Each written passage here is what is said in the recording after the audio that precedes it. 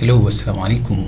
Karibu katika channel yetu ya Swahili, na leo tumepanga tuzungumze kuhusiana na namna ya kufanya version control kwenye Kit kwa kutumia Kit VCS tool ama version control system tool. Watu wengi huwa wanatumia Kit, lakini maybe kwa asilimia kubwa ni kwamba Kit ipo capable ya kufanya vitu vikubwa kuliko vile ambavyo tumeshazoea kuvifanya kwenye Kit.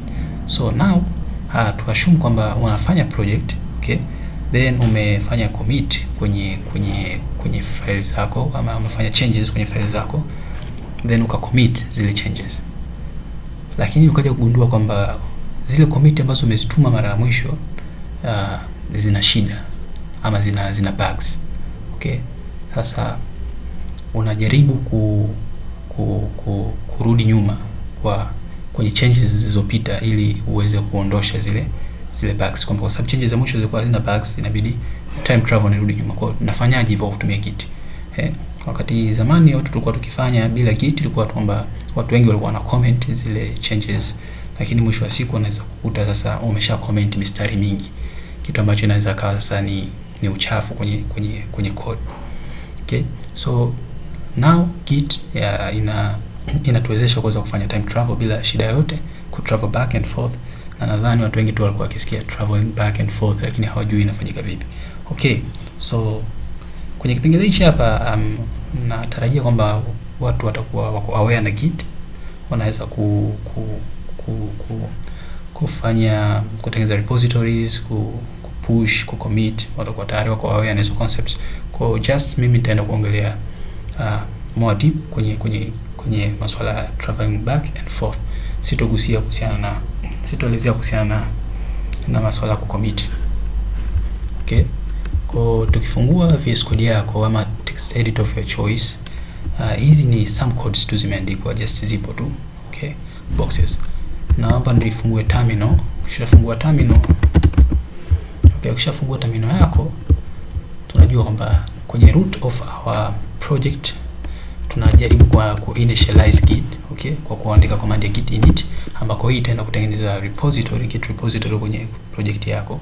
Then kitu ambacho unataka ufanye, unaweza kumwambia git add, ambako tuna add zile changes, okay, sababu ukiandika git status utaona kwamba tuna hizi changes zetu zote hizi inabidi ziwe tracked, kwa sababu kwa sasa hivi ziko kwenye untracked state. Kwa hiyo unabidi mwambie sasa git add then all files. Kwa ukishamwambia hivyo, inamaanisha files zetu nazo zitakuwa ziko kwenye tracked state, ambapo tukimwambia git status itabidi uone kwamba sasa hivi nini changes to be committed hizi hapa tayari, kwa sababu files zetu sasa zishakuwa tracked, kwa sasa hivi zinaweza zikawa committed. Kwa now tunaweza kumwambia git commit -m, ambako tutaandika tu ujumbe labda first commit, okay, then utatuma, ambako ukituma hii itakuwa ni snapshot ya kwanza imechukuliwa na Kit, itakuwa ni first snapshot ambayo imefanyika hapa.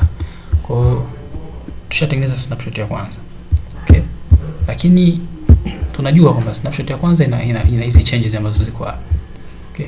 What if tukaadi hapa kwenye hizi columns, tukaadi moja, then ukaja mbili, ukaja tatu, ukaja nne, ukaja tano, ukaja sita, ukaja saba, ukaja nane, 9, and then 10, 11, and then 12.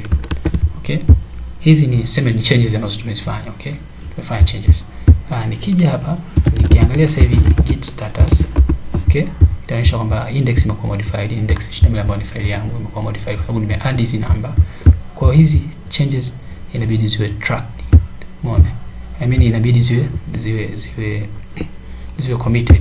Okay, kwa tuna git commit -m, then unakuja unamwambia the commit, unamwambia update on boxes, then check tena status, git status, utaona kwamba hakuna changes to be committed kwa sababu tayari tushazicommit. Kwa now tuna snapshot mbili, na snapshot ya kwanza ambayo ilikuwa haina hizi namba, na snapshot ya pili ambayo ina contain hizi changes ambazo ni hizi namba ambazo tumeziadd. Na kujua hivyo, ukiandika git log itakuonyesha all the history ambazo tumezifanya. Okay, lakini commit changes za pili, okay, kwa nini asionyesha first commit